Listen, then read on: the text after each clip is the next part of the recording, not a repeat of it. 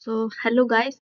I hope आप सभी बहुत अच्छे होंगे। और जो इससे पहले का टॉपिक था हमारा, हमने इससे पहले user mode and kernel mode discuss किया था कि यूजर मोड क्या होता है और कर्नल मोड क्या होता है, कैसे ये काम करता है, ये सारी चीजें हमने चेक की थी। अब इसी में एक टॉपिक हमारा था जो था सिस्टम कॉल, बहुत इम्पोर्टेंट है। और मैंने उस बीच में आपको जो एग्जांपल दिया था उसमें मैंने आपको बताया भी था, बैंक का एक एग्जांपल दिया था आपको कि जब बैंक में जो हमारी ज्वेलरी रखी हुई होती है, तो जब हम बैंक जाते हैं तो हम डायरेक्ट ज्वेलरी लेकर नहीं आते हैं। ठीक है, उसके लिए हम प्रॉपर बैंक के जो एम्प्लॉय होते हैं उन्हें एक एप्लीकेशन देते हैं, फिर वो हमें हमारी ज्वेलरी प्रोवाइड करते हैं। ठीक है, क्योंकि सिक्योरिटी रीजन, तो वही हमारा सिस्टम कॉल है कि मैं आपको पूरे एग्जांपल से समझाती हूँ कि अगर हमारी ज्वेलरी लॉकर में रखी हुई है बैंक में, तो क्या करेंगे हम, डायरेक्ट बैंक में एंटर होते ही अब लॉकर एरिया में नहीं जा सकते अपनी ज्वेलरी लेने के लिए। हम इंटर होंगे, जब हम इंटर होंगे तो हम बैंक के जो एम्प्लॉय होंगे उनसे हम बात करेंगे। ठीक है, तो ये जो जब हमारा बैंक में इंटर होना है, ये हमारा क्या होगा, यूजर मोड होगा। ठीक है, अगर हम एग्जाम्पल से समझ रहे हैं तो। और ठीक है, जब हम वहाँ के एम्प्लॉय से बात करेंगे, फिर जो वो हमें बताएंगे कि आपको आपकी ज्वेलरी अगर चाहिए तो आपको उसके लिए एक एप्लीकेशन लिखनी होगी। ठीक है, परमिशन लेनी होगी आपको। ठीक है, तो वो जो एप्लीकेशन हम लिखेंगे बैंक मैनेजर को, है ना, कि हमें हमारी ज्वेलरी चाहिए। ठीक है, तो वो जो एप्लीकेशन है वो हमारा सिस्टम कॉल होगा। ठीक है, और उसके बाद जो एप्लीकेशन लिखने के बाद बैंक के जो एम्प्लॉय होंगे वो हम वहाँ पे जो लॉकर एरिया है वहाँ पे जाकर हमारी ज्वेलरी लेकर आएंगे, वो क्या होगा, हमारा कर्नल मोड होगा।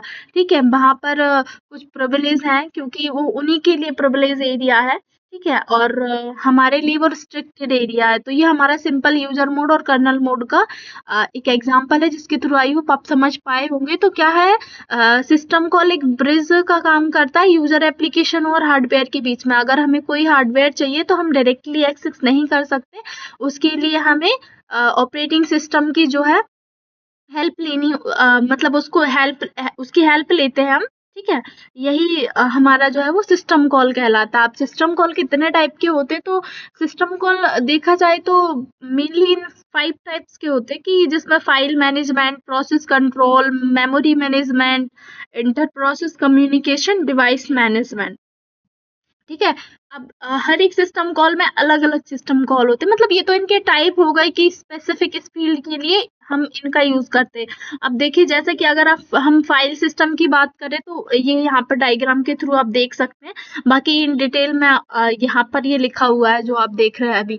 तो पहला तो यही है कि हमें सिस्टम कॉल की जरूरत क्यों होती है, तो ऑब्वियसली फॉर सिक्योरिटी रीजन। क्योंकि देखिए, अब ऐसा जरूर हमारे जो ज्वेलरी रखी हुई है लॉकर में, तो वहां तो और भी लोगों के रखे होंगे। अगर हम डायरेक्ट अपनी ज्वेलरी लेकर आएंगे, ऐसे ही सबको परमिशन दे दे बैंक की आप अपने लॉकर से अपनी ज्वेलरी लेकर आइए, तो वो तो बहुत ऐसा हो जाएगा कि कोई भी जाएगा, किसी हो सकता है वहां पे जाकर कोई ऐसी अनएथिकल चीजें हो जाए कि हमारी ज्वेलरी भी खतरे में आ जाए, हमारा जो अमाउंट है वो भी खतरे में आ जाए। ठीक है, तो हम ऐसा नहीं कर सकते। ठीक है, इसीलिए हम सिस्टम कॉल का यूज करते हैं कि सारी चीजें अच्छे से ऑपरेटिंग सिस्टम जांच ले, फिर उसके बाद वो हमें दे दे। ऐसे ही वो किसी को भी अंदर नहीं आने दे सकता, क्योंकि हमारा और भी डेटा हमारे कंप्यूटर में सेव होता है। ठीक है, तो इसमें देखिए फाइल सिस्टम ऑपरेशन होते हैं। आप फाइल सिस्टम ऑपरेशन में क्या कौन कौन से ऑपरेशन आएंगे, सिंपल है, हम फाइल को ओपन करेंगे, रीड करेंगे, राइट करेंगे, क्लोज करेंगे, शिक करेंगे। ठीक है, मतलब उसको मूव करेंगे यहाँ वहाँ, यही हो सकता है। तो ये सिंपल हमारे सिस्टम कॉल हो गए, open, read, right, close, seek. ठीक है, ये हमारे फाइल सिस्टम ऑपरेशंस में आते हैं। और these system calls are made while working with files in operating system.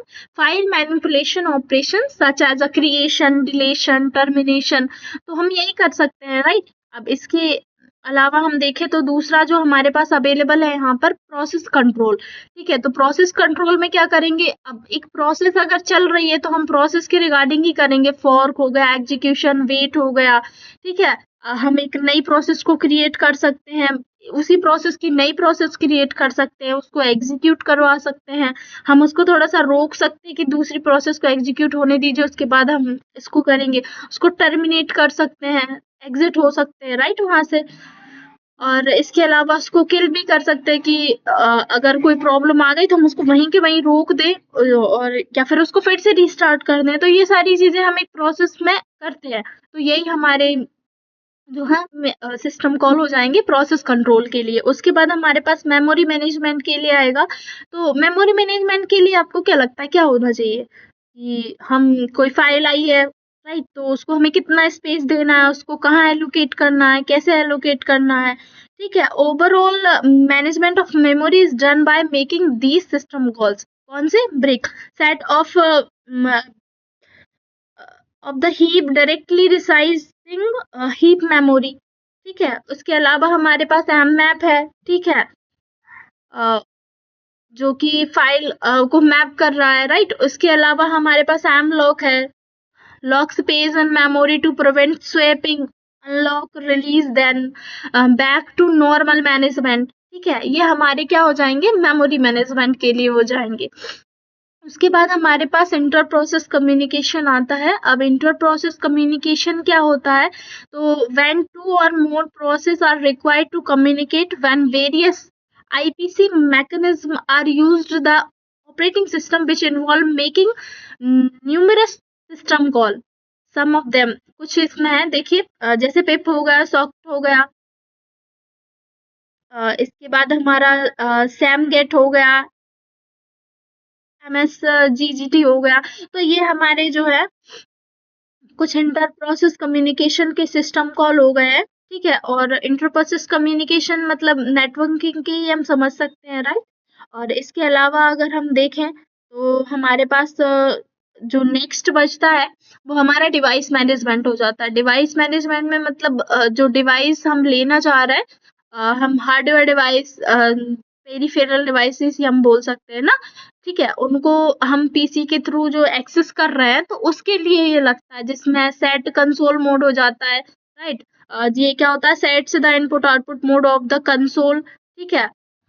उसके बाद right console, read console, open close, ये हमारे क्या हो जाते हैं, डिवाइस मैनेजमेंट हो जाते हैं, ठीक है। डिवाइस को एक्सेस करने के लिए, उसको क्लोज करने के लिए जो हम पेरिफेरल डिवाइसेस यूज करते हैं ना, उसके लिए जो ऑपरेटिंग सिस्टम लगता है। उसके बाद हमारा प्रोटेक्शन ऑप्शनल कैटेगरी, मतलब नहीं, पर प्रोटेक्शन के लिए भी तो हम यूज ही कर रहे हैं ना बहुत सारी चीजें।